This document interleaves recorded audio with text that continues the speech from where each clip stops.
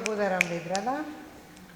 Драги гости, драги млади читатели, јас сум многу среќна што ајде сега ова да го документираме, да го држам, добро.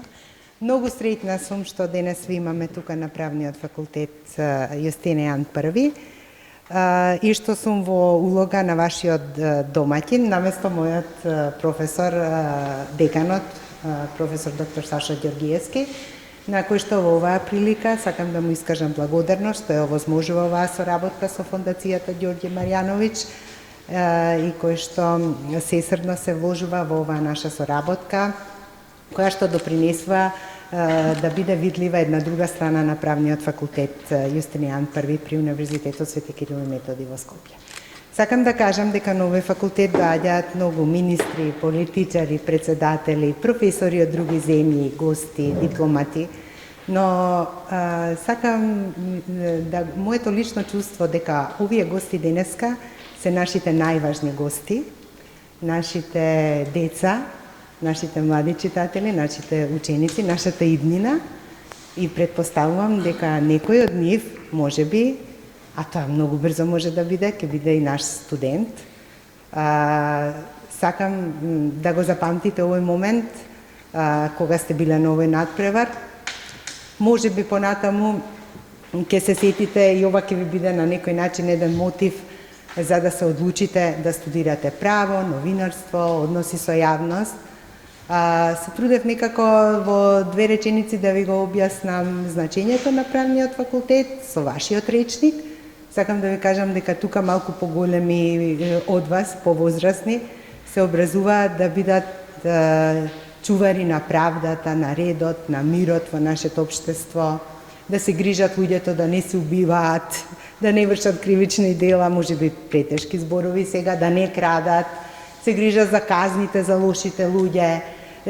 Тие професионалци кои што ги дава овој факултет, понатаму се суди, адвокати, може би сте чуле, познати новинари кои што пишуваат за разни битни настани во нашето општество.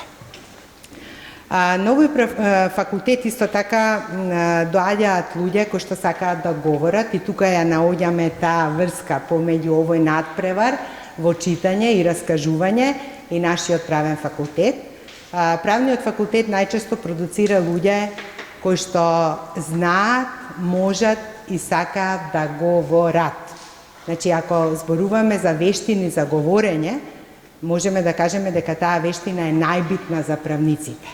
Јас сум тука професорка и уште во прва година на моите студенти на прва година по право и викам, колеги, вие треба да научите да говорите, зашто правникот треба да зборува пред поротата, пред судијата, пред луѓето. Во Старото Римско царство постоеле два типа на правници. Еден тип на правници кои што го решавале случајот, а другиот кои што знаеле многу убаво да говорат и случајот го објаснувале пред римскиот магистрат, пред државниот орден. Така што тоа говорништво е многу специфично за нас, тоа ораторство, од ораторес, пак од латинскиот јазик, доаѓа и затоа ние на Правниот факултет одржуваме многу вакви настани, меѓу кои централната е на 10 декември секоја година, а тоа се ораторските вечери, кои што го носат името на нашиот професор Иво Пухан. Сега, Фондацијата Ѓорѓе Марјановиќ е фондација кој што ја продолжува аурата на еден исто така наш професор, еден од највпечатливите професори во историјата, не само на Правниот факултет, туку и на Универзитетот Свети Кирил и Методи, човек кој што многу сакаше да чита, човек кој што многу говореше, многу убаво говореше, човек од кој што бевме опијанети слушајќи ги неговите предавања. Дури и студенти кои што не беа во групата на професор Марјановиќ доаѓаат за да го слушаат како говори, како држи предавања. Јас бев опиена во неговата младост од професорот, тој секогаш ни викаше морате да читате. Морате да читате. И затоа јас уште еднаш ќе повторам, бев опијането, тој човек, бидејќи јас како мала многу сакав да читам. Многу и кога бев помала, имав повеќе време за читање. И читав се и сешто. А сега читам нешто. Ја читам она што ми треба, немам толку време. Затоа, драги млади луѓе, искористете вашата младост за да читате. Читањето е многу важно. Читаат умни луѓе и читаат среќни луѓе. Ако читате, не можете да бидете несреќен. Ако читате, вие ќе бидете среќен. Среќен човек. Зошто?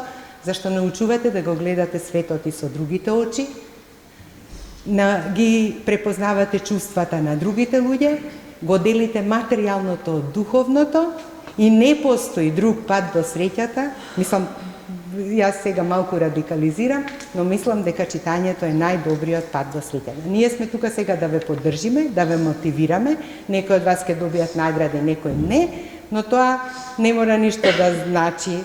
Така, сите сте добри, сите што читате, но ќе го прифатиме ова како еден мотивацијски систем, можеби, за следната година. Истите надпреварувачи денес, додека се млади, да се преуваат секоја година. Јас толку ќе кажам, бидејќи нема многу време, можеби го потрошив моето, и ве поздравувам и посакувам да имаме едно убаво дружење на крај, а резултатите заедно ќе ги прославиме. Ви благодарам.